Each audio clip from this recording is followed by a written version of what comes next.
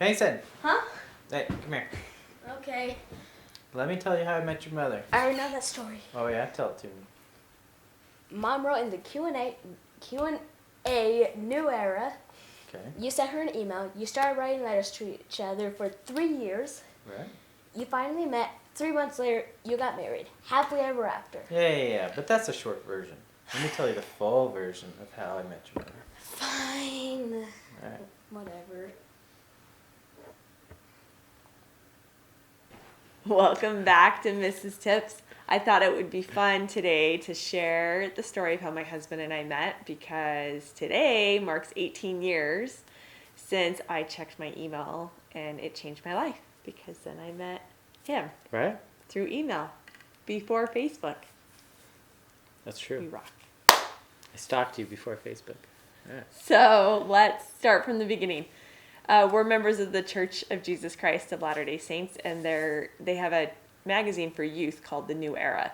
There's a question and answer section, and every month they post a question. They print a question that they want other teenagers or teenagers around the world to write in their answers to. And beginning of my senior year, when I was going through The New Era, I saw there was a question and that resonated with me, and I really felt like I needed to answer it. So I went and typed it up that night, and I got my junior high school picture and mailed it in the next day. And I just knew they were going to publish my answer, and it was a page long.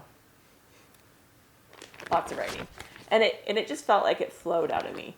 So I knew they were going to publish it, but I didn't know how. So every month I start checking the New Era to see if they printed my answer yet. And it was a year later before they printed my answer. And by then I was a freshman up at Rick's College, and I was like, oh cool, I'm in the New Era. That was pretty much it. Or so I thought. Unbeknownst to her, I had read said New Era in September 1999, and there's a little picture. Here's a copy of it, the original. There is a picture along with her answer of what, 2, 3 4 sentences. Oh, My 4 page was edited down to 4 sentences. So there it says, Yvonne Withers, 17, Idaho Falls, Idaho, and her answer. You can look it up. If you We'll would post like a to know. link to it. So you can find it. It what won't she have my said as picture well. in it, but we'll post a link to it. So when I received this at this time, I was just finishing up kind of some troubles I had with some friends, and, good old high school times where things don't always go as planned. Then I found this as I was starting my senior year in high school, and I was like, oh, yeah, she kind of gets me, I can relate to her, and I can feel that what she wrote was almost directed directly to me, It's like she was talking to me.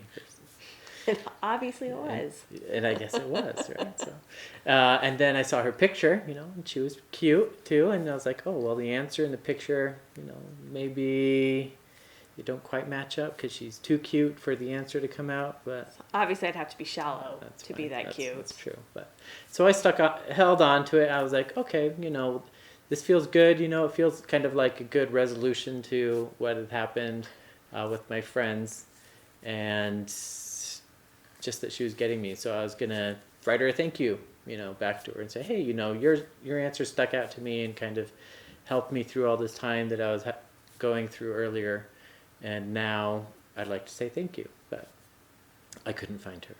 So I ended up just finishing up my senior year, and then I went on to BYU to do my studies for my freshman year before my mission at that point. So while I was at BYU, though, I tried to look her up, stalk her once again, right, and see if I could find her, but there was not an Yvonne Withers at BYU, sadly. Sadly, I was at Rick's working through my interior design program. That's right. So instead, I just kept holding on to it, and then the school year ended, and then I was wrapping up my summer job and getting ready to go on my mission. Probably it was just under a month before I was about to leave, and I'm like, let's try to tie up some other loose ends I still have, and this was one of them. So I was like, I'll try one more time to find her and send her an email and just send it off and be done with it. So I ended up trying BYU again, couldn't find her, but then that summer, Rick's college had turned into BYU Idaho, or was going to. And The transition summer. There was not a closed circuit for the directory. they so left it open for me to find her. So, divine intervention, I tell you. so I found her email, and I wrote her about a page email, and this was early in July 12th, and sent it off, and I didn't hear anything for almost 2 weeks. And I just figured, hey, it was out there, I did my part, and, I said thanks, and I'm going on my mission. So about the time that he felt prompted to look for me one more time, I was finishing up a trip to Europe, and I had met a third cousin, and it was serving his mission there. And he was asking me what I planned on doing after my mission. And I was going to say, I'll probably get married, because during the time I was at Rick's, I had started dating this guy from my neighborhood. I lived with my grandma, and we were friends all freshman year. We dated for the 3 months right before he went on his mission, and he left, and I was waiting for him, and I was writing him every week, and I had written him after he first left. Is when I first had the thought that maybe I would want to serve a mission, and I'd written him, and he wasn't very supportive, and so I thought, okay, well, maybe I'll just wait till he gets home and see how I feel. So right a year later, and around the time Marc is starting to feel like he should try looking for me one more time, I'm in Europe, I'm talking to my third cousin, and he asked me what I'm going to do. And I was going to say probably get married, because I thought I was going to marry this missionary that was out. But the words that came out of my mouth were, I thought about serving a mission. And when I said that, I knew I needed to serve a mission. There was no denying that that's what I needed to do. And I was so excited and so elated, and I was like flying home like in 2 days, but I emailed my mom, and I sent there was a service that I could email. I could type up a letter, and they would print it off, and he was serving in Mexico, and they would take it across the border to put in, like, to mail to them or whatever. So I thought he would be so supportive of me, because I thought, well, he's been out for a year, he's got the missionary spirit, and I was just so excited. So then I came home, and I flew up to Seattle, because I was doing my internship there at the Pacific Design Center on the south side of Seattle, and I lived with my mom's best friend, who lives up there in a northern suburb. So it was July 24th. It's Pioneer Day. That's a state holiday here in Utah. It's commemorating July 24th, 1847, when the Mormon pioneers first came into the Salt Lake Valley. And I saw I got mail. And so I was going through, and when it was a letter from my missionary in Mexico. So I opened up and I read it, and then I was kind of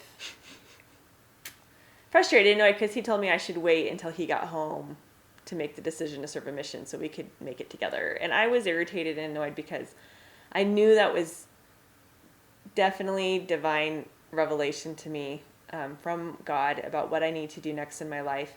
And since I wasn't engaged to this guy, I wasn't married to him, he had no stewardship over me. And it just grated on me wrong that he was trying to tell me what to do, or that I should wait for him. And I felt peeved. So I was very upset, and I knew I needed to distract myself. So I went and got logged into my Rick's College BYU Idaho student email, just to go through all my emails from the Student Body Association and the campus emails. So I open up my email, and I'm going through, and then I see this Marc Russell, and this Marc spells his name with a C, and every single Marc that I knew up at Rick's spelled their name M-A-R-K. So I'm like, who is this? So I just sat there looking at it for a while. My mom's friend had gone to the beach with her family for the weekend, so I was all alone. And I was just like, okay, well, let me see who this is. So I just opened up the email, and it says, "Hi, how are you doing? I hope this is the Yvonne Withers that's from Idaho Falls, Idaho. I'm pretty sure that you probably don't know me, but I've heard of you from a New Era article. And I've been trying to find contact information on you, and finally was able to get addresses for the students at Rick's. I myself went to BYU and tried searching there many times." Right? "But now I'm off to serve a mission in a few weeks in Salt Lake City, Spanish speaking. And I decided that even though you don't know me, I might as well start writing, and whatever I have to say will eventually come out. But at first, I would like to say thank you. So then he goes on and says, and this is probably your first fan mail, which it was. So he's my first fan, which he is. And just he shared more about himself, and I'm so glad he did, because I felt like I really connected with him. And it's funny because then he says, I'm sure you've never had a letter like this ramble on for so long without even knowing the person. Okay, one, I never had a letter from someone I didn't know, barring pen pals back in grade school that the teacher set up, you know. But two, he thought he rambles. That's what's funny, because I'm the rambler. I mean, his first letter to me is like almost a whole page, and the email I wrote back to him is like almost two pages. So yeah, anyway, I think I write a little bit more. So then he ends up and just saying, well, let's end with that. Thanks, Yvonne. Just know today and forever that you've helped someone else in need. Too bad you had to wait 2 years, but I hope it's worth something to you, even now. That means if this was 18 years ago, my letter was published 20 years ago this fall. That's true. Not my letter, my answer. Your answer. My answer. You wrote it in 21 years. Yeah, I sent it in 21 years ago. That's like the legal age to buy lots of stuff here in the States. So, and that's the funny thing is like, so 18 years, if you have a kid who was born this week 18 years ago, like that means our relationship is like finally like we're both connected and knowing each other. That's the age of a legal Known adult. each other that long. That's like old enough to vote, right? So that's how I first heard about Marc. And I thought it was so cool. And because I connected with him and I was like, oh my gosh, this guy gets me. Like I could just tell he got me, that you got me. I'm talking like you're not here or something. So right after I called my mom. I was kind of annoying back then. I had to use a calling card because I didn't have a cell phone and I didn't want to call long distance on my mom's friend's phone. So I called my mom and I said, Mom, remember how I sent in that answer to the New Era and they published it? Well, guess what? This guy just like sent me this letter and I read her the email from him. And unbeknownst, my mom did not tell me this for another 3 years, but she had the thought then when I read this email to her from Marc, she had the thought, Yvonne could marry this Marc and that'll be okay. And that's okay. She didn't say a word at all for 3 years. So moving on, we really connected. And like I said in my Facebook post today, I said, I feel like I came home that week because I finally had someone. I didn't have to explain myself. I didn't have to rationalize. He didn't see ulterior motives in what I said. And just, you got me. Yep. And I just felt that connection, right? Like it was this almost immediate emotional, mental, spiritual you could connection. Be safe, you know, Yes. saying basically whatever you wanted, you know, to each other. You know, you wouldn't be judged or anything, and I could be vulnerable. You could. I could be vulnerable with you, and I Yeah. knew I would be okay. I knew it would be safe, and it wouldn't come back, and you wouldn't ever use it against me, or you wouldn't ever make fun of me, or shame me, or anything. So it definitely felt very safe. So I wrote him back that night. And I was just so excited. Like I said, it was almost 2 pages long when I wrote him back. And it was kind of funny because he had said at the end, you know, if there's anything else I can do to pay you back, let me know. And so in my email back to him, I vented about that letter I got that day that drove me to go check my email, and how I was so frustrated that I'd gotten this personal revelation and this guy I'd known for 2 years and been, you know, that he was trying to tell me to wait till he got home so we could make the decision together, and I just poured my heart out. So, but I was worried. I was like, oh no, he said he's leaving in a few weeks. It's been 12 days that this email's been sitting here, and what if he's already left? What if he's not going to get this email till he gets back home from his mission in 2 years? Like, I was just, I was kind of worried. But I sent it off that night, and during that day, a couple of friends and I, we decided to head up we lived in Beaverton, Oregon, near Portland, and drove up to hours away. Seattle area, Tacoma, and went to the water park there for the day. And then we finished that up, came home, hung out with some friends, and I got back home late, probably about 11 or so. And then I noticed I got an email right? He stayed up to read the So email. I stayed up, read the email, and responded back, and went to bed. And then that was the beginning of our intense email relationship for a week. 1 week, exactly. Until I 1 left week. on August 1st. Well, I left before, but July 31st. He left to come down to Provo to go to the Missionary Training Center. So that week was intense. Like I said, it was just opened a floodgate, and I was just downloading, uploading, whatever. It was just going. I was getting downloads. I was uploading all my life to him and how I perceived the world and my opinions about things. And it was really kind of cool because as he wrote me back, I was like, he gets me. Like he's actually responding to me, and we're having this really cool, deep conversation because I love having deep conversations. And so the funny thing is, so there's probably, it's like single space. Single, I don't know, 8 to 10 point font. And there's probably 20 pages of emails from Marc to me in here. I'm probably holding it too though. So emails, about 20 pages. And then my emails to him, same thing. And there's probably 30 pages, lots and lots and lots of my heart. And it was funny because during that time, I'd had the thought that week, what if this is who I'm supposed to marry? And I was like, that's so crazy. I've only been writing him for a couple days. How would I be like, no, I can't like get that type of a revelation. Can't jump that fast. I can't jump that fast. And I remember praying about it, and it's like we wouldn't directly address it with each other, but we beat around the bush talking about it. And I prayed about it, and how I interpreted the answer was it was no. And I remember like expressing that to him, and he wrote me back around the same time, and he beat around the bush, told me his answer, and I just felt dejected because it wasn't at all. How he told me it wasn't the answer he got. So That's true. So I got an answer, but that's not what I told her. So the answer I got was, no, you will not meet your wife until after you and her have both served missions. And I was like, okay, well, that means I can just go on my mission, and then she'll go on hers or whatever, and we'll figure it out after I get back, pretty much. So I just told her, yeah, no, right, so. And the funny thing is he invited me to come down to his missionary farewell, which is a talk that a missionary gives in their congregation before they leave for their mission. And my mom's best friend was going to drive me down there.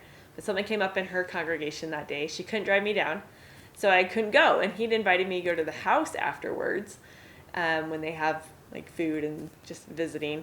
And I had his street address in Beaverton, and whitepages.com existed back then. And I figured, well, he found my email, so I'll look up his phone number.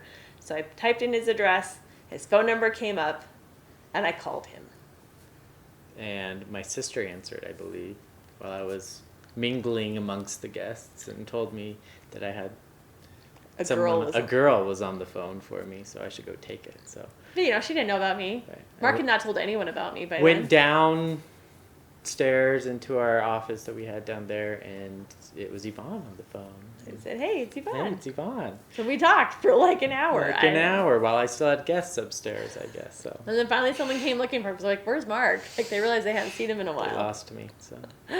So that was we did speak about 4 days after we started emailing. And then he was leaving Tuesday. My birthday was on the 3rd of August, and he was entering the MTC on the 1st, the Wednesday. And so he's like, well, I'm going to send you a birthday package. So he sent me a package that had CDs. He made me a CD. This was back before MP3s, so they were like the full-length songs. So you could only get like 15 songs on a CD or something. But he just had pulled songs from his collection and sent me the ones. And he sent me a picture because at this point, only he had seen pictures of me.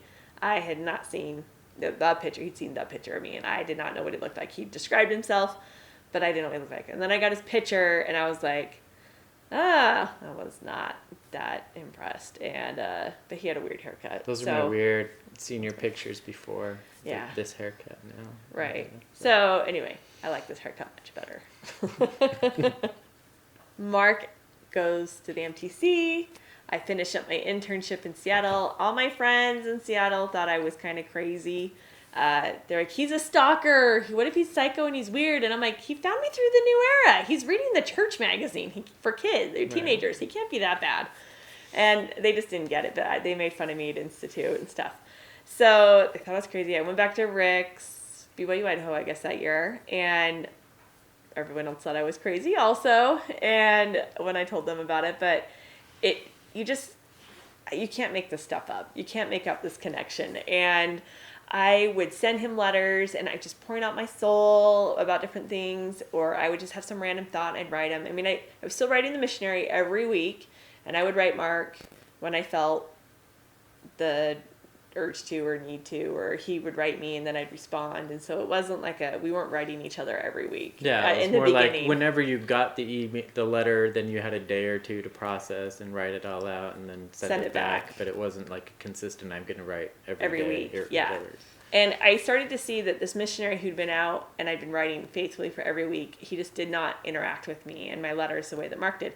I've discovered later after my mission that I have words of affirmation as my love language. So this was definitely meant to be. And so there would be times, like I said, I would send him this random thought, just thinking it was just a random thought. And then, like, I kid you not, 2 or 3 days later, I would get a letter from him. And again, I'm in Rexburg, he's in Salt Lake City area. So it takes maybe 2 days to get there. And he would have asked me a question, and I was like, didn't I just send an answer about this? Like, I didn't know this was a question he had, but I think I just answered him in that letter I sent like 2 or 3 days ago.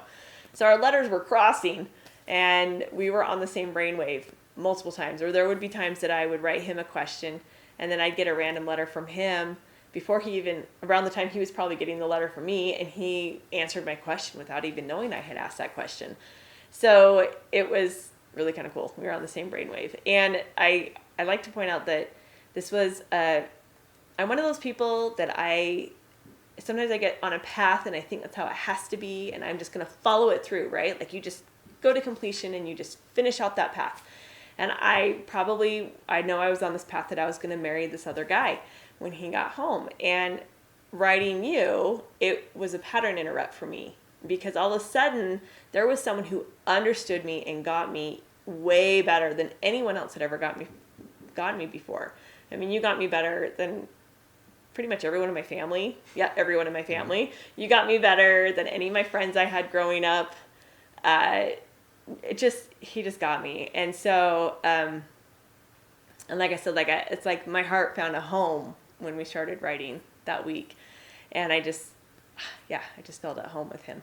So it was a pattern interrupt. I ended up dating 2 other guys that last year at Rick's College. I don't know if it was a mistake, but I'm just open. I'm authentic. I'm not going to hide anything.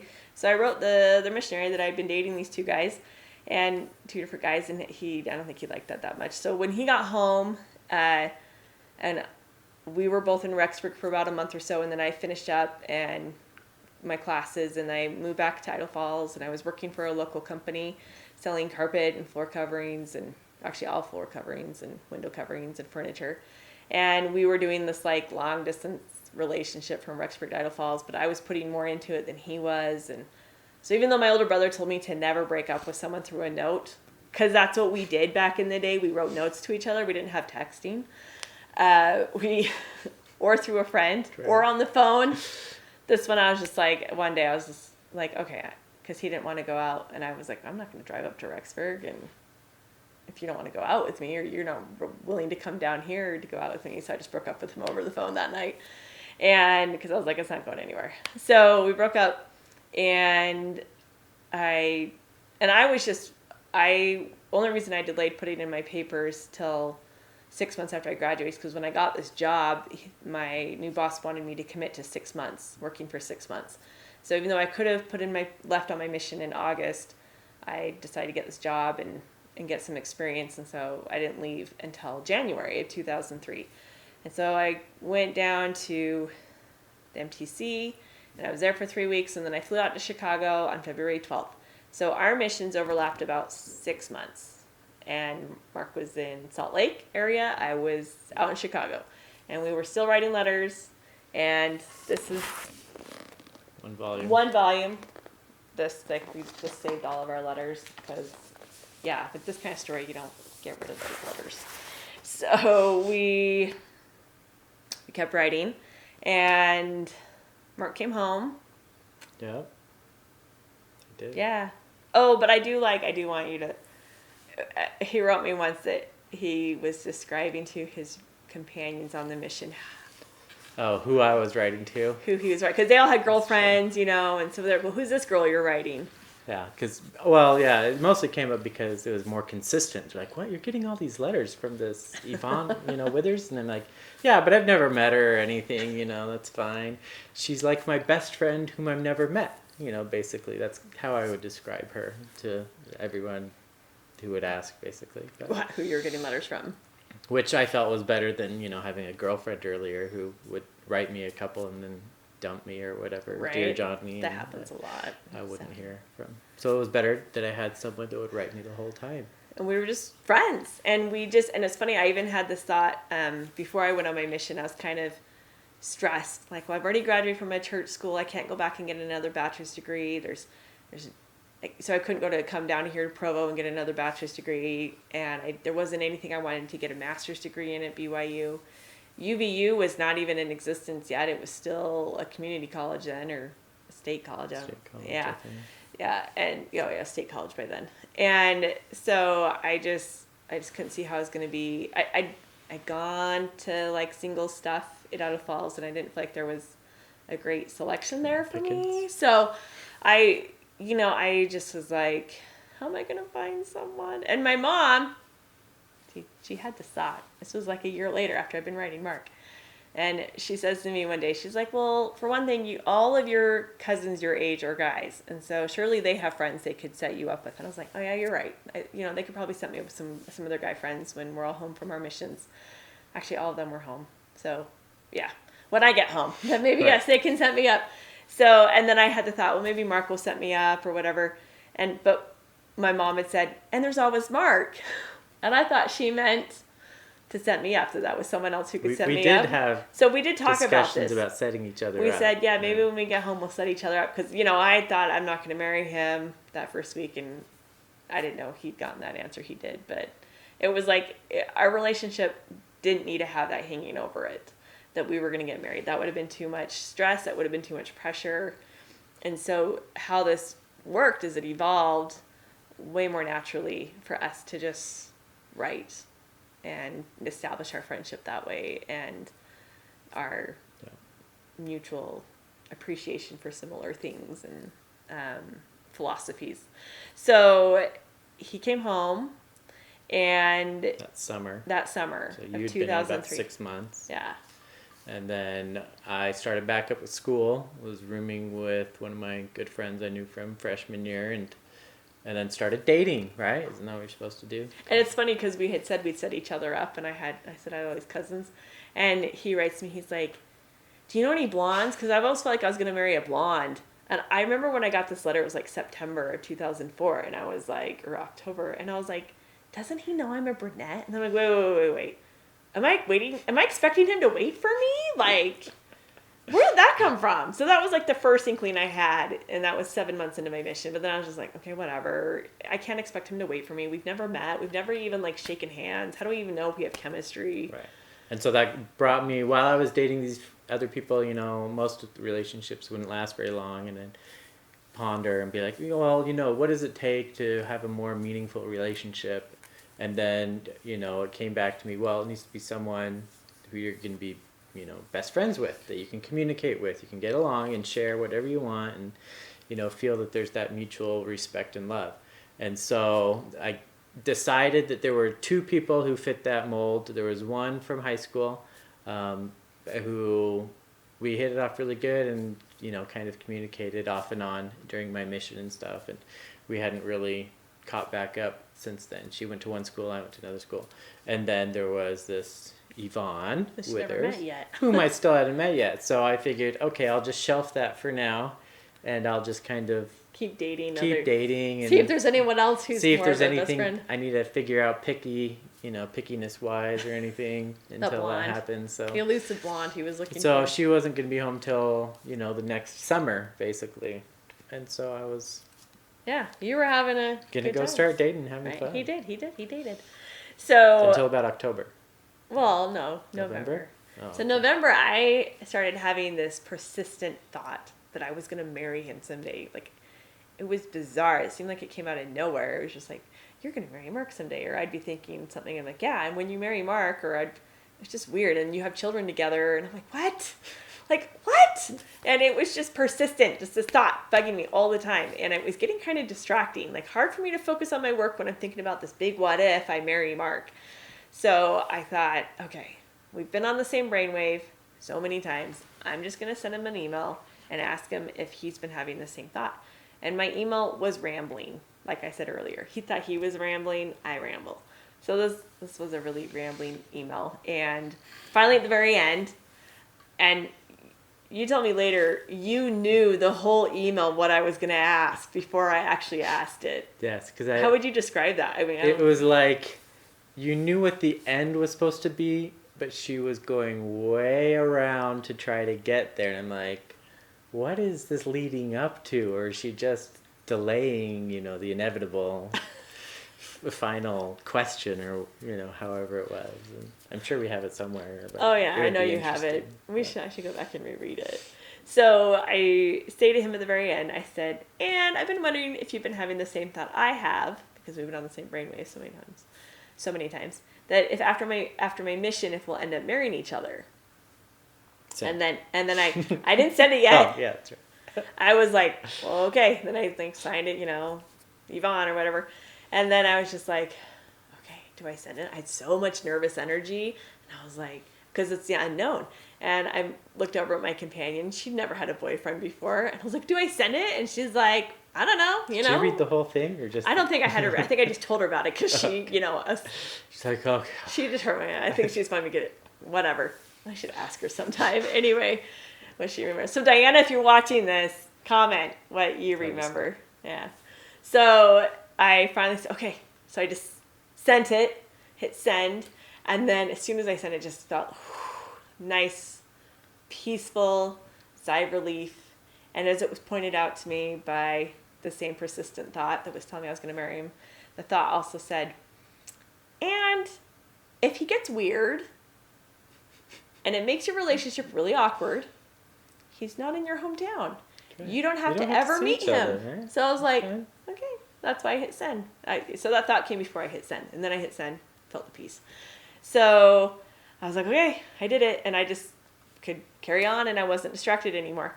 But it took him 2 weeks to write me back because he had just started dating a girl like that week that I emailed him this. Yeah, it was like Halloween-ish or around right that after area. that I started dating.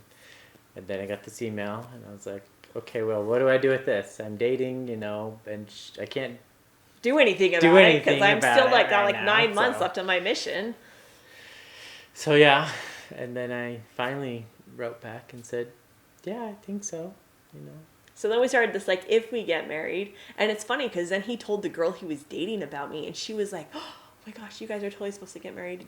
Like, it was funny that she was all supportive, and they broke up and were friends. And this other guy came and asked Mark if he could date her. He was like, sure. They went off and dated and got married. So yeah. So anyway, so it's funny because we would go into our dips and our highs opposite of each other. So when I was feeling really sure and really positive about the relationship and going up, and Mark was like, I'm having doubts, and going down.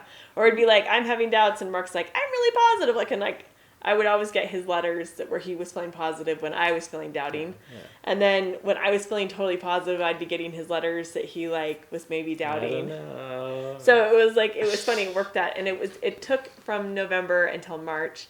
And by March, we both knew we were supposed to get married. And I think we knew enough by December because when I called home on Christmas, I told my parents, I said, so that guy Mark I've been writing, we're going to get married. And they were like, huh? And I'm like, yeah, we just, Spirit told me I'm going to marry him. I talked to him, emailed him, and he's on board too. And they're like, don't you think you should date in person before you get married, Yvonne? And I'm like, no, it's the same Spirit told me to go on a mission. So, yep. I'm just supposed to marry him, and they thought I was brainwashing him.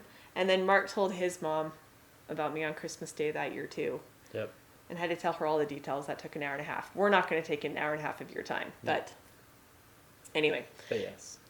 By then, our families knew. So our families knew, and then we knew for sure March. We're like, okay, it's not if, it's when we get married. And I still wasn't going to come home until August. So we still had a few more months. And semester ended for you. Semester ended for me. I ended up going out with some roommates. We ended up installing security systems in Houston. So then we were still just writing, while I was working. And then after about a month of that, in May-ish, June, we ended up having to close that office and move up to Michigan, in Grand Rapids. You drove right through my mission. So I drove right through my mission. And then at that point, we were able to go ahead and keep writing. And, my friends, or my roommates at the time, they were, oh, well, she's just in Chicago. We should just drive over 3 there. hours away. And hang out, or go to church, and just say, oh, hi, you don't Because I was us, serving but... in a singles congregation student so we ward. could blend in So they would blend in, And I said, no, I'm not supposed to meet until after. Until after the missions, right? That answer he got 3 years before. So my parents, I was getting off my mission in August, and my parents were going to drive out with my younger brother. My younger sister had started dating a guy that was in the Navy, and he was actually stationed at the Chicago base. And so my parents had told me they were going to go take him out to lunch. And I'm like, what? Danzel's not going to marry this guy. Why are they taking him out to lunch? I'm like, if they're going to take him out to lunch, then they need to go meet Mark and take him out to lunch or dinner. Because I'm going to marry Mark, and they might as well meet him before they meet me. And I emailed you, and I said, hey, you should here's my parents' phone number and their email. You should arrange a time to meet them. And you're like, no, I can't meet you till after. And I said, no. Meet them before they pick me up at the mission home, because they're going to, they could come out a couple days before. So what'd you think when I told you that? I was like... Was that a little intimidating? Kind of. I'm going to go meet, the parents and I've her younger brother, without having any other basis besides, oh, I've been writing your daughter for, almost 3 years now, kind of thing. And my Aunt Shelley told me, she's like, she said that she was really impressed that you did that you were willing to meet my parents before he met me, that showed he wasn't serious, and he wasn't this psycho. Because the thing, my parents could get a reading off of him. So he took a night off of work, lost about $200 by not working that night, to go meet my parents halfway. And they met, they got to spend some time with him, and then they came to get me the next day. And my mom says to me, when they picked me at the mission office, she says, he's really good looking, Yvonne. So we kind of call during the next 2 weeks, and then Mark comes home. And I get home Saturday night. I get released from my mission Sunday morning.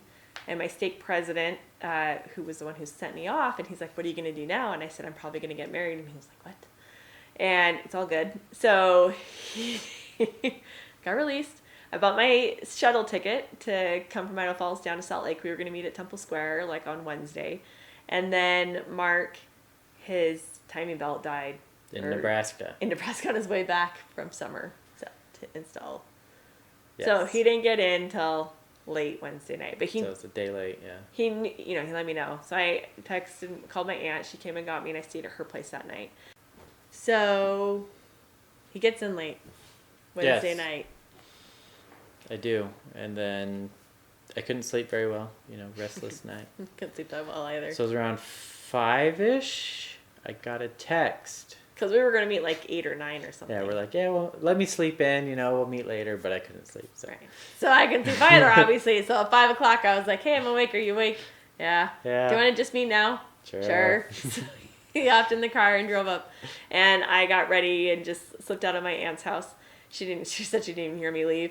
And I just gave him the address to get to her church. It was just up a block. So I walk up there, and I'm just kind of waiting. He gets there maybe 10 minutes later.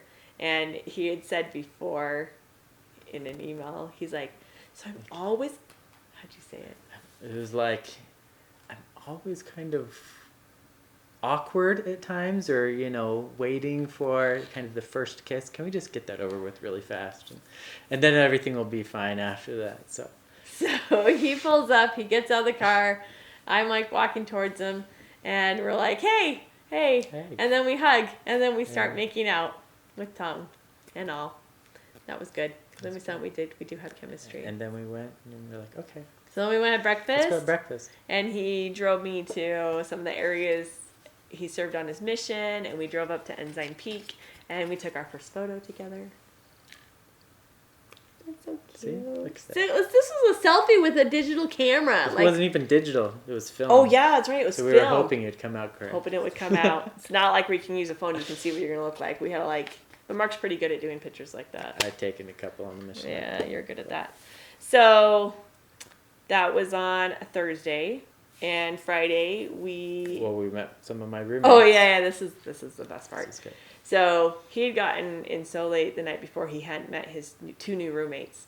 And then he left so early in the morning. He also didn't meet his two new roommates. So we come back, we go grocery shopping, and we go back to his apartment, take everything in, and his two roommates are there, and one of them is there with his girlfriend.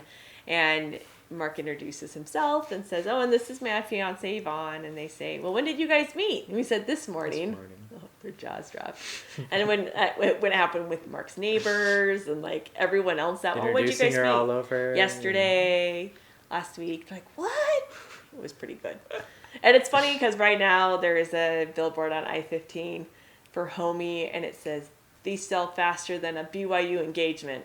I don't think they sell as fast as our BYU engagement. Right. Yeah. We made our appointment in Salt Lake City Temple. Uh-huh. And then we walked out of the temple and we realized, oh, that's exactly 3 months from today. So we said, we better call our mom. So I called my mom on my cell phone. He called his mom on his cell phone. And we let them know. We made our sealing date. And then we got married 3 months later. That's and true. It will be 15 years this fall since we got married. So that is our story. And I know it was kind of long. It's longer than my other videos so far. But this is a very unique story. So we celebrate Pioneer Day, July 24th, of when we started our relationship, where we actually started connecting. Like right? Where I knew about him, because he knew about me, but then I got to know about him. We started writing. And it was funny because then a year or so later, when we were in our married student congregation, and we would tell people our story, and some of the people in our were like, oh, I heard this story, like they had heard our story from someone else around that time. So it would be interesting if there's anyone out there watching this that doesn't know, like you're not my Facebook friend or Mark's Facebook friend, but you remember hearing a story similar to this when you were in Provo in 2004 or 2005, comment below and let us know what iteration you heard, because maybe it's like the telephone game and something got changed. It would be kind of funny to hear that story. So anyway, also, if you had a cool how you met story, share that in the comments below, and you can subscribe to keep getting more, following me on my journey and our family and the videos. We have lots of cool videos we're planning on putting out there. So anyway, thanks for joining us, and we'll see you next time. And now we lived happily ever after, right? Hey, are you still listening? Huh? You fell asleep. No. Do you want me to start over? Yes. Okay. Sorry, I didn't catch all that. All right, you can go to bed.